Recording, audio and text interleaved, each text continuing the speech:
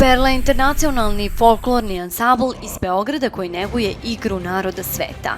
Nošen idejom o važnosti povezivanja među ljudima, kulturama i nacijama, kao jedinom putu da se međusobno uvažavaju različitosti, raduje tuđem kulturnom bogatstvu, a poštujući svoje, grupa mladih ljudi odlučila da krene putem koji će obogatiti njih same i oplemeniti one kojima će podariti najlepši i najiskreniji deo svoje mladosti. Perla broji oko 100 članova raspoređenih u više sekcija.